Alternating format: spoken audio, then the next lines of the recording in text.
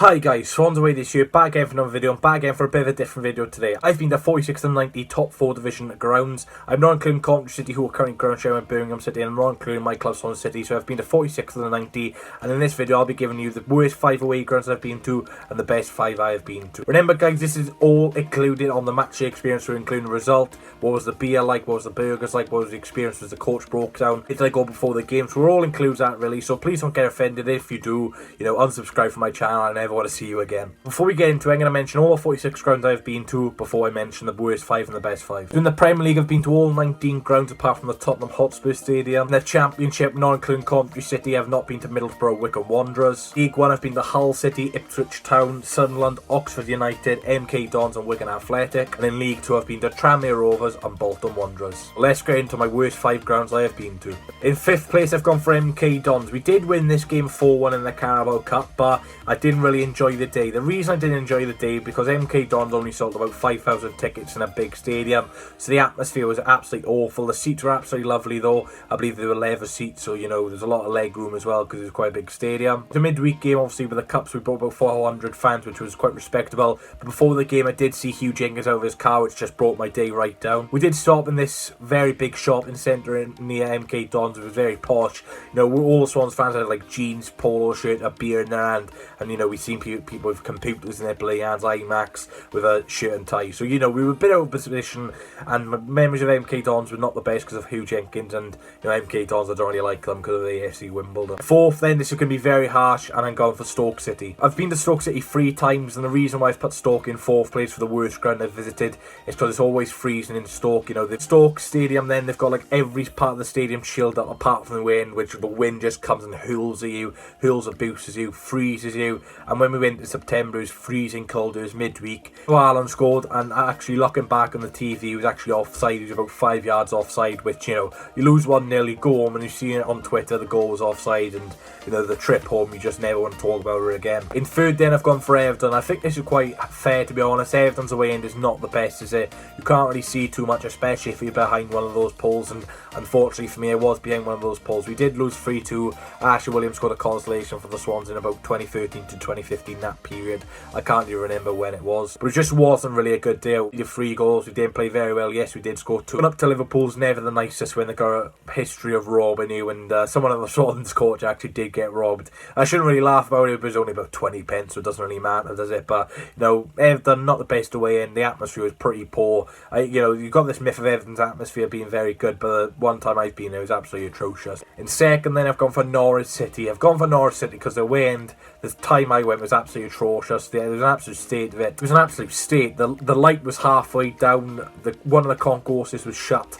There weren't many stewards. There was no police at all, so you couldn't really have banter with the police or anything, because you like to chat to the police on away days. I'm not blaming Norwich fans for that atmosphere, and Swansea fans, we only brought about 200 with us, so we can't really complain about that. But the game was just absolutely abysmal. We did lose 1-0. Both teams were an absolutely atrocious form in the Premier League. We had bloody Gary Monk in charge, so the football wasn't the best at all, and it was just a crap day really. We had to leave Swansea about 5 AM, and when you leave at 5 AM, you hardly register a shot on target. It's not going to be one of your best away days at all. Now, the worst ground I've been to, this could shock a few people, but I've put Preston North End. 2 times I've been to Preston North End, and it's both been a 1-1 draw. The reason why Preston's the worst ground I've been to at the 46 is just because the atmosphere is absolutely terrible. It probably is the worst atmosphere I've ever been involved in, twice actually. It's just absolutely awful. The fans don't really sing. It's a small stadium in respect to the other grounds in the Championship, and they just don't sing. Outside the ground is okay, but it's always freezing in Preston. I'm sorry, Preston fans, I could have put others in there, but just because it's so cold,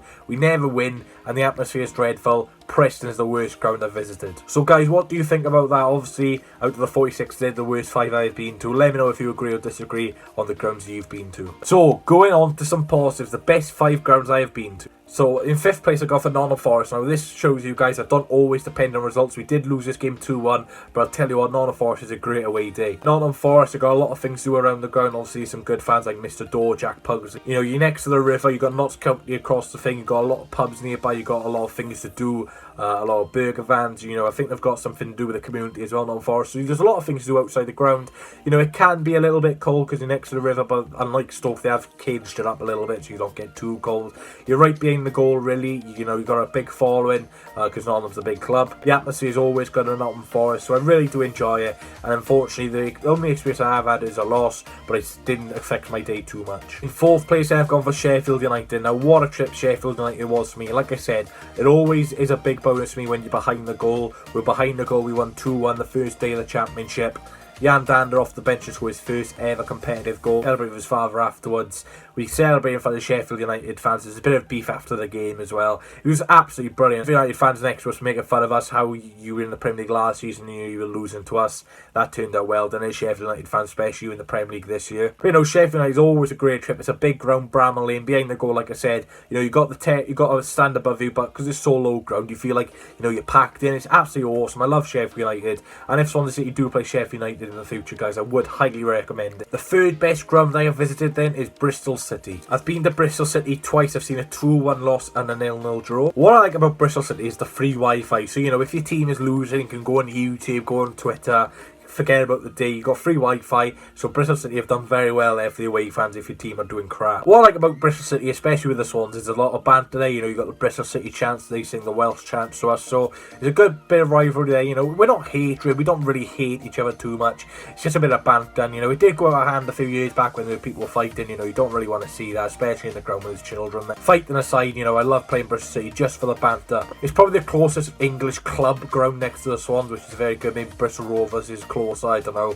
But it's a very good ground and I love playing Bristol City. To give you a hint, the top two are all London clubs. In second place, I've gone for Premier League Chelsea. It's surprised a few people because everyone says the top 6 clubs, you know, away days are crap, but I totally disagree. The atmosphere was very good. The fans were very friendly outside the ground. You go into the way and then you get a lot of searches from the stewards, which, you know, I don't really mind because they want to make sure that your safety is the first priority, and I really like that.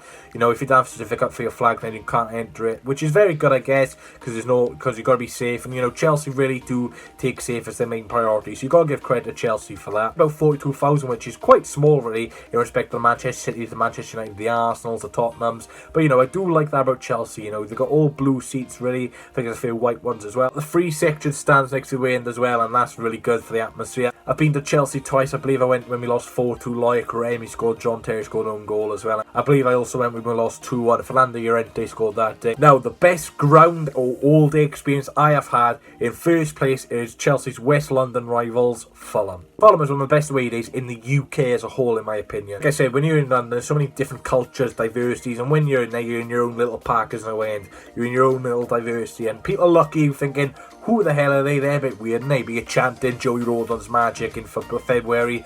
You're getting a pregnant woman saying, can you stop swearing please? And you're just singing, he's effing magic, you don't care about her. It's just a great away day really. It was midweek and we still took nearly 2,000 fans. Yes, we did lose 1-0. Alexander Mitrovic headed the last minute, but Woodman made a save a few minutes before that. That was absolute limb. Really good away day. I love Fulham. One thing which does bring it down was the price of a pint outside the ground, but you know, the walk to the ground, you got the River Thames next to you. It's absolutely awesome. I love Fulham, and if I did have to recommend to you guys one away that you've got to go on, it's 100% Fulham. It is a cracking ground. The fans aren't the best, but when Fulham are on top though, the fans really do get behind them. Guys, thank you for watching. Let me know what you guys think of the worst 5 grounds I have been to and the best 5 grounds I have been to. Remember, this is all judged on my experiences, the result, like I said, the all-day experience, the food, the drinks, what the fans are like, any beef, the steward and stuff like that. Well, thanks for watching guys. There'll be a match preview Friday for the Stevenage game, a match watching again for the Stevenage game. I just thought I'd change up the schedule a little bit by doing a bit of a different video. Please do hit the like button if you guys enjoyed, and give me in for about 60 likes today. So if you can hit that, that would be appreciated. I'll see you all guys for the match preview Friday against Stevenage. That's one game we cannot lose. Thanks guys for watching. Is there any club hierarchy from MK Don, Stoke, Everton, Norwich City and Preston North End? Please do improve my away day. Show you, I need one more chance.